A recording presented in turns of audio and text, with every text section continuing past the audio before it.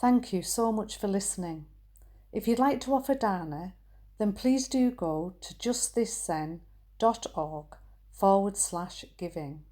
Your support really does make a huge difference. Thank you so much.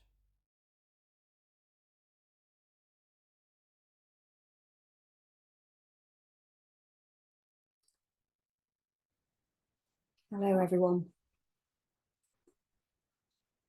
It's a real delight to see so many of you flying in, as Mary said, from all over the country and much further afield. A lot of faces we haven't seen for quite some time, so really welcome.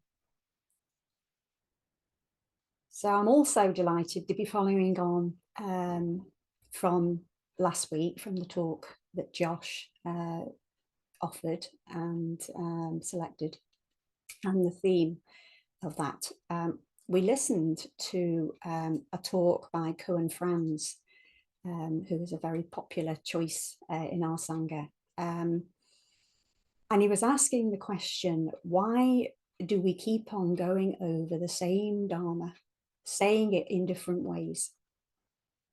He was saying that, all the teachings are there already, available to us. There's nothing new. And they're quite short, actually, and will fit on a page. I'd like to see that. But I do really get what he's saying about needing to revisit the Dharma. Yeah, and hearing it described in different ways, because I know for me that it doesn't always land with me the first time that I hear something, and sometimes I have to hear it many, many times in different forms for it to land. So, for example, last week, one of the in the talk, he said there are no Zen teachers.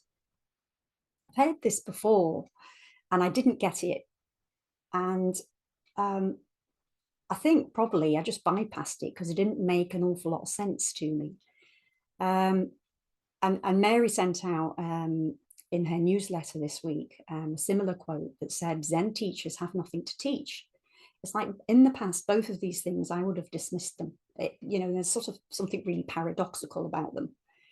But last week, it landed differently. And I heard there are no Zen teachers, along with what he also said, which is life is the only teacher. That's why there's no Zen teachers. We say this all the time, life is the only teacher. But it landed in some way differently with me last week. I suddenly understood it in a new way. And going back to Mary's quote from the newsletter, the Dharma is already yours, and it's only you that can discover it. So basically, it seems to be saying, it's up to you. It's up to us to work it out in our life as it is. This is what our practice is. And in the group last week, Ra, thank you, Ra, asked the question that has stayed with me since last week. Why don't we talk more about our own practice? And like we do, I guess, in the precepts group and in the Lojong group, we study ourselves in relation to the Dharma. And a phrase I know Claire Copeman always used to say about it when we were doing the precepts, she used to say, we look at what happens when the rubber hits the road in real life. And that's always stayed with me. And I think this is really, really important. So I started to think about, so how can we do this? And I offered to choose a talk for this week. And I came across another talk by Koun Franz. This one is called Basic Principles. And I think it suggests a way for us to look at the basic principles of the Dharma. And he suggests a real practical way to keep ourselves focused on these basic principles. So I'm now going to play the talk, which is as Koun Franz's talks usually are, quite short, about 13 minutes. And then I've got a few words to say afterwards, because I've got a suggestion to offer to you. So I'm just now, so we can pause the recording.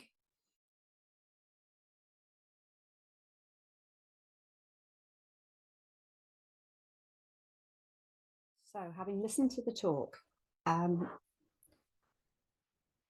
I'm wondering, could we use this suggestion of taking one single practical, very practical principle and staying with it for a period of time?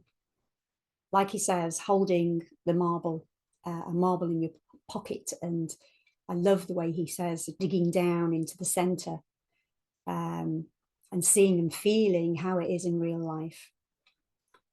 Because I know personally for me, it's quite easy to pick something up.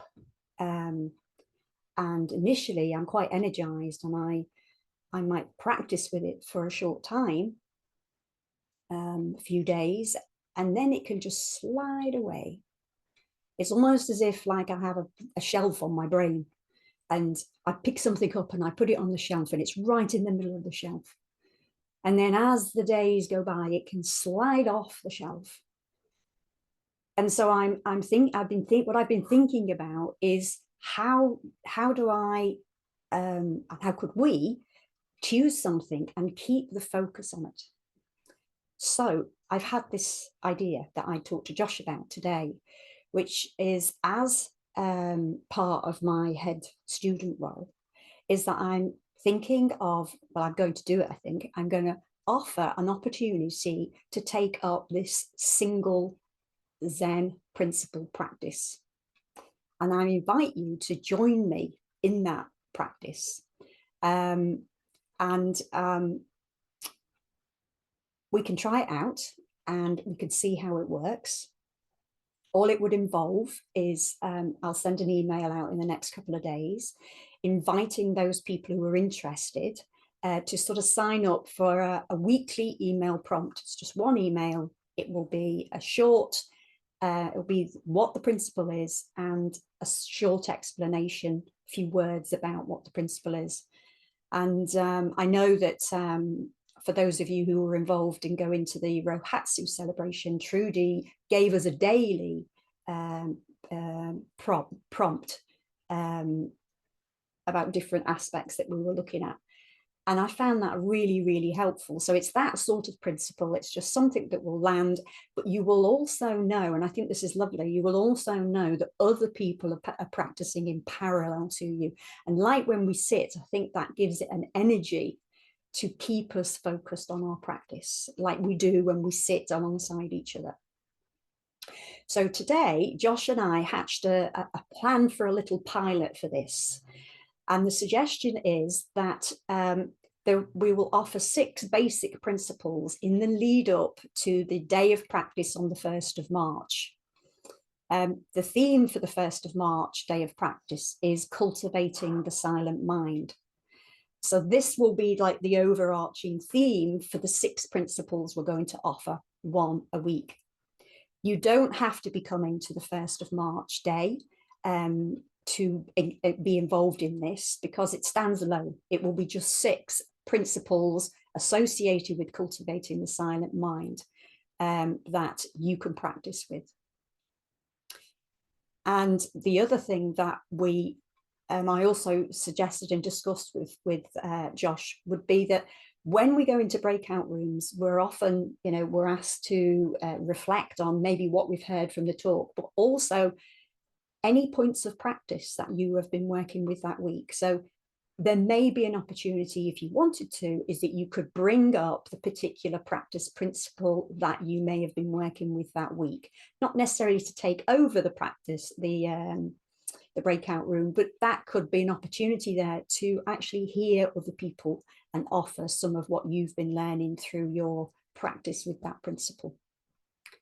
So that's the suggestion, and I really sincerely hope that some people will join me in that little practice, and after the 6 weeks we can take a look at it and think, did it help?